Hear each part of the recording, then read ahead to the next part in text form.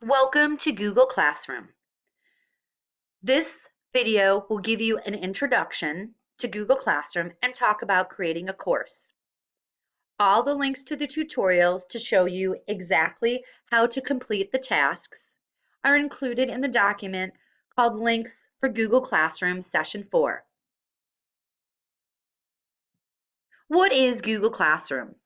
It's a free web service for schools, nonprofits, and anyone with a personal Google account. Classroom makes it easy for learners and instructors to connect inside and out of schools. It is Google's learning management system, or LMS. Personally, Google Classroom saves my life. It is very easy to use for students and teachers. I am a technology teacher and I teach 7 grade levels. And without Google Classroom, I'm not sure how I would keep myself organized and keep track of all my students' work. I hope you find it as useful as I do. Why use Google Classroom? Well, it's an exposure to an online learning platform, which is important for teachers as well as students. As I said before, it's super easy to set up. It allows you to organize yourself. It also allows for differentiation because you can assign assignments to certain kids in a class and other assignments to other kids in a class. Less paper is huge. You can run a paperless classroom with Google Classroom and Google Docs, which is awesome. No more stacks of papers to take home and grade, no papers to get lost, which is huge. Students can't say, oh, I lost my assignment or my dog ate my assignment because it's right there digitally in Google Classroom. We all know the importance of communication and feedback with students, and Google Classroom allows you to provide feedback for students on the assignment and students to ask questions. So you have a permanent record of what they asked you and what kind of information. So a student can't say to you, well, I didn't know what you wanted me to do to fix my assignment, because your feedback is right there next to the assignment. And then there's the engagement of the students. I have found that things on the computers tend to engage students. Sometimes not positively, but Google Classroom is a positive way to engage your students in their work. The first thing you do after you log into Google Classroom is create a class. You can create a class with sections within the class if you want to divide up the class. And there are also setting permissions that we will go over that you can allow students to comment, or you can not allow students to comment. So if you're concerned that your students are not going to comment appropriately on assignments and use it more for socialization than for work, you can set the permissions so they are not able to comment, but they're still able to see your feedback and reply to your feedback privately, not in the major thread. There are class size limits. You can have co-teachers in a class, which is great for sharing work with other teachers, but you can only have 20 teachers co-teach a class and 1,000 students. I know class sizes have gone up, but I'm assuming that 1,000 students should be safe. Once you create a class, you can invite students, and you can invite them via email as an individual or a group, or you can send a class code. I always give my students the class code. It's much easier.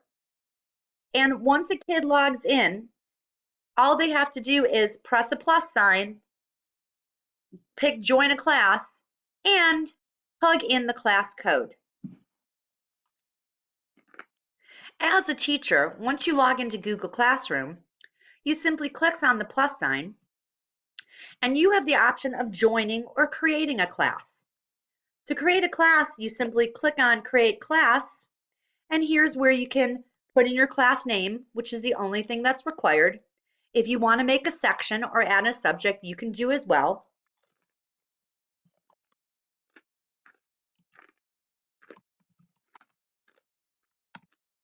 and click Create. Creating a class is as simple as that. And there's my class. For students, when they want to join a class, you have a class code. So if you go to students, your class code exists here. And this is all you have to have your students do is put in the class code, or you can type in students' email and invite them in. If you give your students this class code, you can copy this and put it somewhere on the board or write it or send it to them. When a student wants to join, they have the choice of join class. This is my student view, but the reason why I have create class is it knows that I'm a teacher as well. But students just see join class. And they can paste their code in and click. If you want to invite a teacher, it is on the About tab. And there are different permissions that you can have for your teachers. Now, only the teacher who created the class can delete the class. You don't have to worry if you invite a teacher to co-teach that they'll delete their class. Also, the teacher who created the class cannot unenroll or be removed from the class. Teachers can't be muted in a class. Sorry, that was my dog. I apologize. Teachers can't be muted in a class. And the primary teacher owns the class in the Google Drive folder, which I will show you. So what happens when you create a classroom or join Classroom, it automatically creates a folder in your Google Drive where it puts all your assignments and all your students' work. But you are the owner of that folder if you are the teacher who created the class. After a co-teacher joins the class, the co-teacher does have access to Google Drive folder. So the co-teacher can help with grading papers, which is always a nice thing. So when you want to invite teachers, this is what I'm talking about, the About tab. You have Stream, which shows where all your assignments are. You have Students, which shows your students and the class code. And you have About. You can add classroom materials here for things that you want the students just to have access to. You can access your class drive folder from here, as well as Google Drive. You can access your Google Calendar, and there's a classroom calendar as well. But here's where you go to invite a teacher if you want to invite a teacher. Simply click on Invite Teacher and type the teacher's email in. And it says right here, teachers you add can do everything except delete the class. So make sure if you're inviting a teacher, it's someone that you want to be able to add assignments and grade assignments and have access to your course. If you'd like to see the folder, how you access the folder in Google Drive, if you go to the Apps menu and click on Drive, it'll take you to your Google Drive. So here's my classroom folder in my Google Drive for my school. When I open up the classroom folder, it has a folder for each of the classes that I have created in Google Classroom. If I open up a folder, this is my first grade folder, a fourth grade folder. Here's all the folders for the individual assignments. And when I open up a folder, here's all my students' projects with their names. So here's another way of accessing. You can also, of course, access them through Google Classroom, which is easier when you're grading. Notifications. This is huge. You can receive email notifications through Google Classroom for a variety of things when they happen. Now, notifications are turned on by default, and you can specify which notifications you want to receive. I highly recommend customizing your notifications because what happens is it sends you an email to your Gmail account. So if you don't want emails every time a kid does something in Google Classroom, you're going to want to customize your notifications or you're going to get a lot of unwanted email.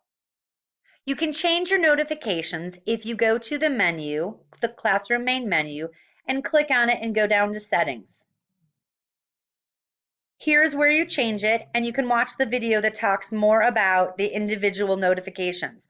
By default, all of these things are on, so you'll receive a lot of emails. So like I said, I highly recommend going in and changing your notifications. There are a number of different types of posts that you can create in Google Classroom. Assignments and announcements are two of the main ones. The difference is assignments is where you post a task for the students to complete and turn in.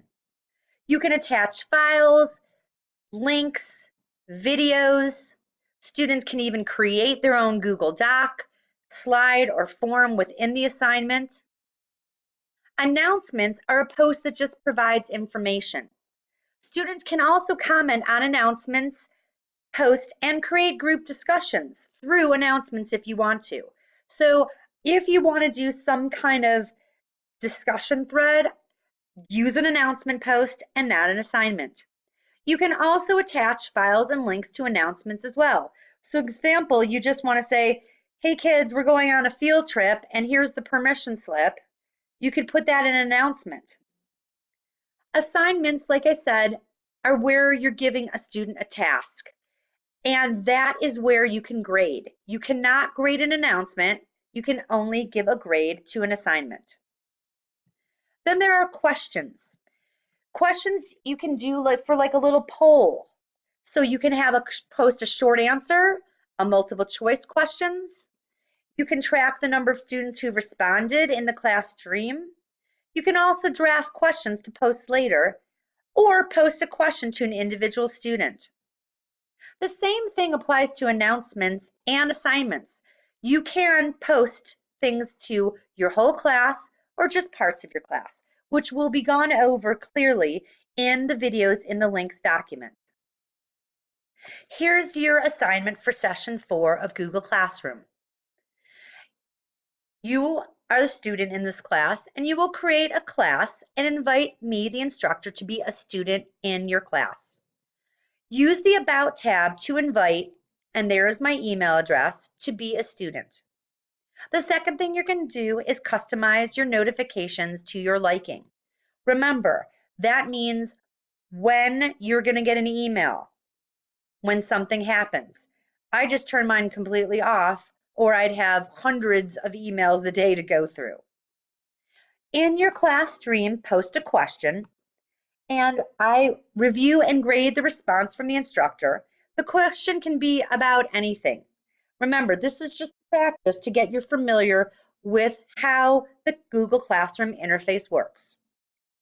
Then post an announcement, attach a document, a video, and a link to the announcement, so I know you understand how to use the attachment features. Please feel free to email me if you have any questions.